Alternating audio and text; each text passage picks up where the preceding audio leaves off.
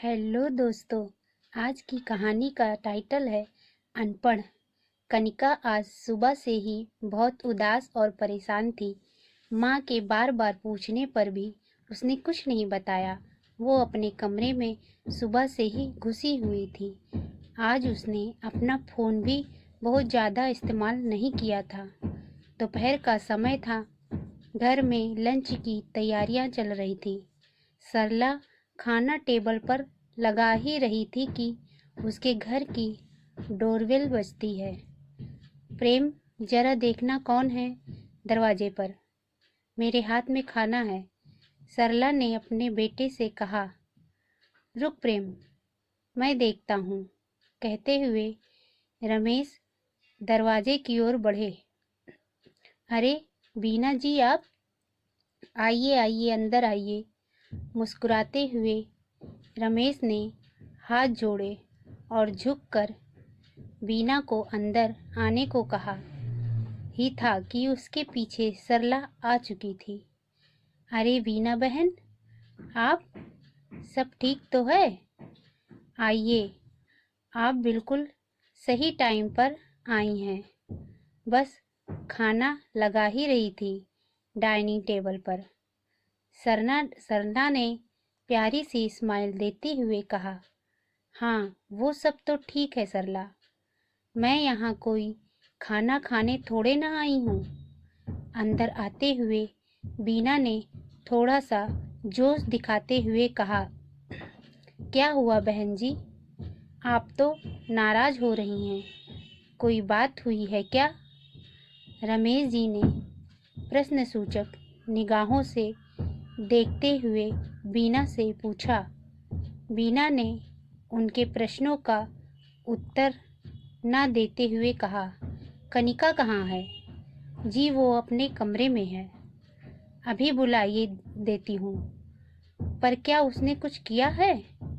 सरला ने फिर से वही प्रश्न किया। कनिका का जिक्र चल ही रहा था कि तब तक वो अपने कमरे से निकल बाहर डाइनिंग हॉल में आ जाती है।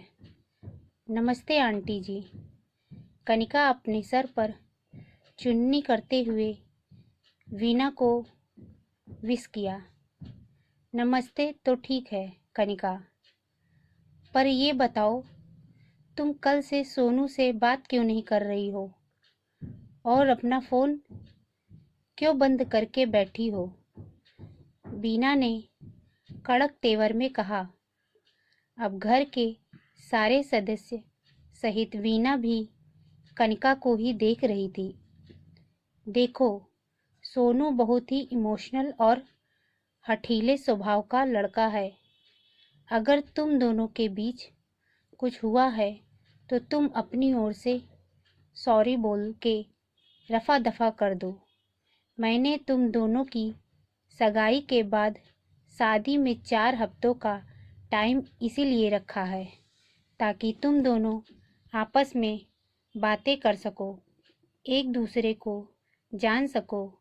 इसलिए नहीं कि रोज़ रोज़ मुंह फुला के गुस्सा करके बैठ जाओ। कनिका, क्या हुआ है?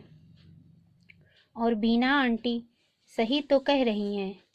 अरे छोटे मोटे झगड़े तो अक्सर होते ही रहते हैं कपल्स में। अब हमें ही देख लो, शादी के इतने दिनों बाद भी तेरी माँ मेरे से रोज झगड़ा कर ही लेती है, फिर भी मुझे सॉरी बोल मामला रफा दफा करना ही पड़ता है। रमेश ने कनिका से जोशीले अंदाज में स्माइल के साथ कहा।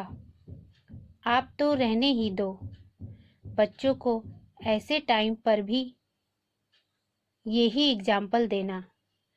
बेटा कनिका, अगर कुछ है तो हमें बताओ।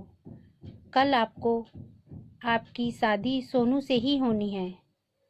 इतना अच्छा लड़का हमें फिर नहीं मिलेगा। बीना दीदी सही तो कह रही हैं। सरला ने भी कनिका को समझाने की कोशिश की। कनिका, हम तो अपनी दोनों फैमिली के भले के लिए कह रहे हैं। शादी के इनविटेशन कार्ड तक बँट चुके हैं। सारे रिलेटिव्स को पता चल चुका है। अब अगर कुछ होता है तो क्या कह के उन्हें मना करेंगे? ये हमारी दोनों फैमिली की नाक का सवाल है। और अब बीना ने सरला की ओर देखा। सरला, मैंने तुम्हारी बात पर भरोसा करके अपनी दोस्ती को रिश्तेदारी में बदलने की कोशिश की, लेकिन ये कनिका तो कल से सोनू को नाराज करके बैठी है। वो कह रहा है, माँ तुमने न जाने कैसी अनपढ़ टाइप की लड़की ढूंढी है मेरे लिए।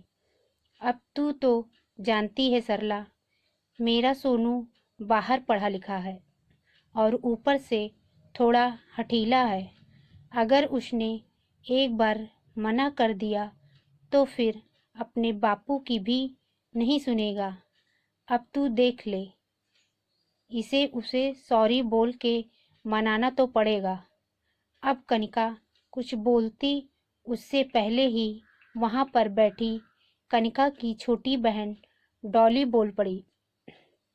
दीदी क्यों सॉरी बोलेंगी जब उनकी कोई गलती ही नहीं है? सॉरी तो आपको और आपके बेटे सोनू को बोलना चाहिए। डॉली की बात सुन के सब के सब हक्के बक्के और हैरान होने लगे। क्यों डॉली, ये क्या कह रही है तू?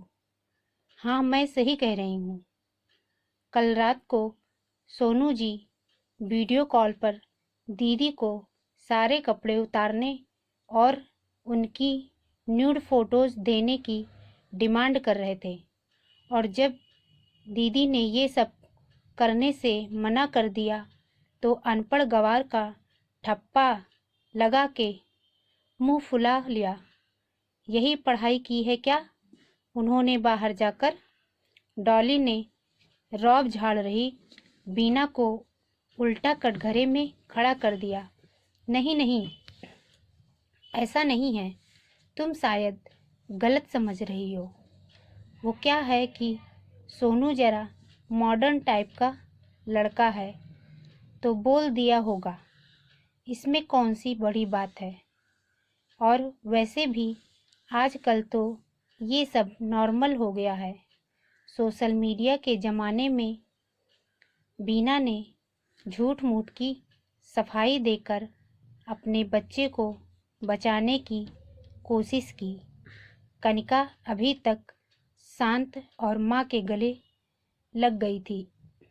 आप सभी कह रही थी बीना जी की ये हमारे दोनों परिवार के लिए इज्जत और नाक का सवाल है।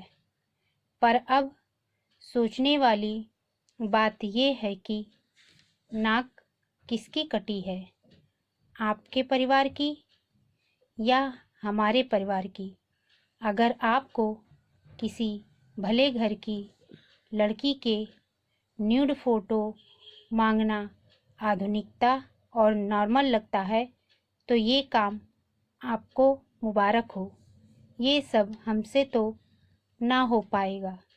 रमेश जी ने अपने दोनों हाथों से अपने आंसू साफ किए और फिर बीना के आगे हाथ जोड़ लिए।